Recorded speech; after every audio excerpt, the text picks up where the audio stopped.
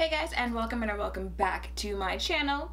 Day 2 of foundation hunt week. I really was supposed to do this video a while ago. People have been asking for a video on this foundation probably for like a year now. I always said, I tell you guys I'll get into products that you ask me to, and I usually do try to always come through. It just might take me a while to get there, and because it's taken me so long, let me just get right into that foundation. So this is the Beige Cosmetics Naturally Flawless Liquid Foundation. This retails for $9 for 1 fluid ounce. This comes in 18 shades, and this one is in the shade Deep Beige, which is the third to last shade. So there's 2 shades after this one. Let's see what this foundation says. This foundation provides lightweight, medium to full coverage and a natural satin finish, and comes in 18 shades to flatter multiple skin tones. There's a perfect match for you. Vegan, dermatologist tested, cruelty free. Okay, so I did 2 pumps on the back of my hand. So of course I'm going to start off with the brush first. When I say today is off to a rough start, I mean today is off to a rough start. It's almost, if it's not noon, it's already almost noon, and I still haven't left for the day yet. Oh, I forgot to mention, I'm gonna use the Japanese sponge to do the sponge side of my face today. I don't know, maybe it's just me, but I feel like Deep Beige is a weird name to give a shade for a deeper tone. Like, it's one thing if it was a shade for, a lighter tone that they call Deep Beige, because some companies will name a dark shade dark and then the shade right after it darker. So I would understand that, but I don't know, I just feel like it feels weird to name it Deep Beige, and it's obviously nothing close to beige. And I'm sure someone in the comments would be like, oh my god, you complain about everything's so negative, and it's just like, I'm literally just pointing things out. It's not that deep. Get it? Deep, dark beige. Okay. And of course I'm gonna go ahead and set my Fizz Naive. So this is the foundation on my face. It is 12:17. I'll be back soon so you can see how this held up on my face and give my thoughts on this foundation. Okay, so I am back and it is now 7:43, and this is what my face is looking like. So I was thinking about it the whole day, and really I only have one flaw, but this foundation I think is the most obvious. It's the fact that my face is quite oily right now, especially in my T-zone. More so, I want to say, on my forehead area, on both sides. No, both sides of my face are oily right now. However, this is almost 8 hours later, and it's not horrible. We've seen worse on my channel. Really, the oil is in my T-zone. Some foundations, my entire face has been oily. When I come back here, it's really in my T-zone, and I feel like really more so in my forehead area, especially even the side that doesn't have powder on it. It's not horrible for a satin finish foundation that wasn't set with any type of powder, but yeah, I do think it'd be better suited for my normal to dry skin out there. It's not separating or anything like that on my face.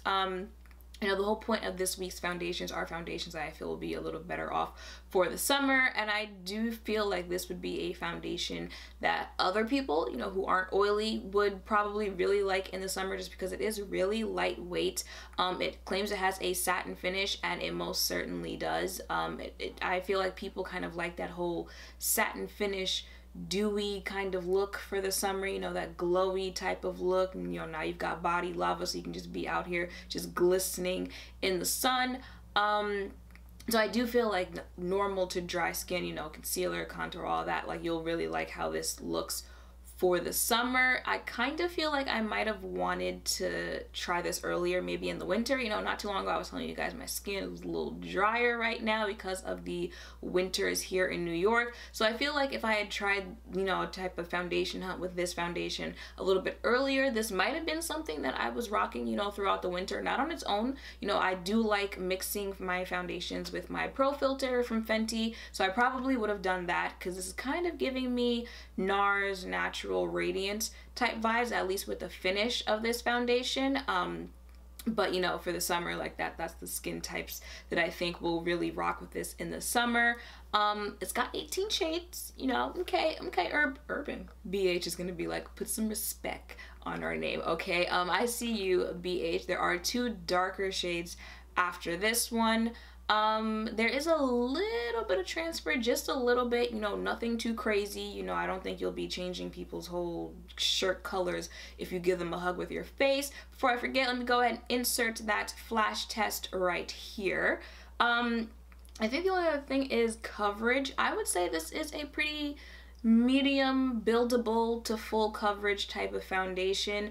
Really what I'm learning is, well, not learning, I kind of already saw it, which is why, if you guys have noticed recently, I've been using a brush to apply my foundation. But I feel like sitting in this moment, you know, with these foundations I've been trying, I'm really seeing just how much sponges shear out foundation. I obviously got more coverage on the side that I used a brush with. The side that I used the sponge with, I feel like I still got, you know, pretty decent medium coverage. Definitely got more so full coverage with the brush.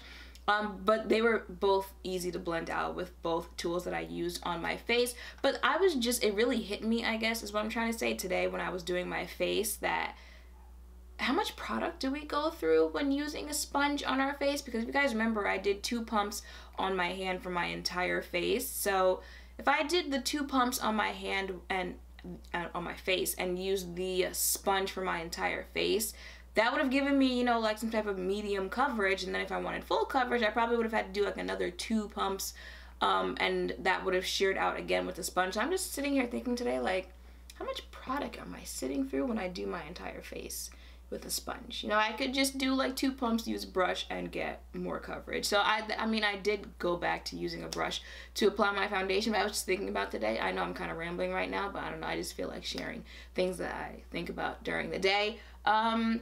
What else is there about this foundation? I feel like that's pretty much it. Coverage, lasting power, transfer, flash tests, shine control, finish. If there's anything else, make sure to ask me in the comments down below. I can't remember what else I'm supposed to mention when reviewing a foundation. You know, it's kind of late in the day, so I'm gonna call it a day. What am I saying?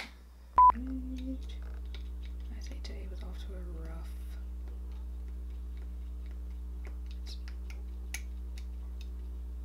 What is going on?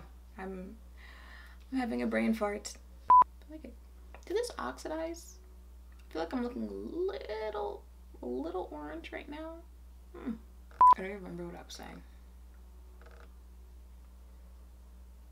Today has been a really rough day. I'm trying to recover from being up since like 4 a.m. yesterday. I didn't go to sleep until like 1 today. And I have to be up at like 7 tomorrow. Not that you guys care, you know.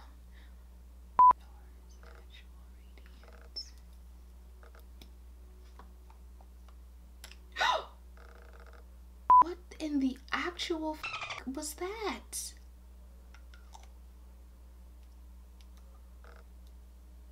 No, really, like, what the f just happened? How am I supposed to fix that?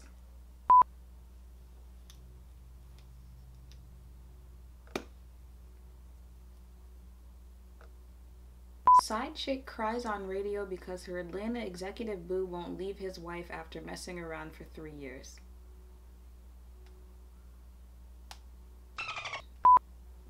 Yeah, that has to be gone by 7 a.m. Why did I look like the mirror like it was a clock?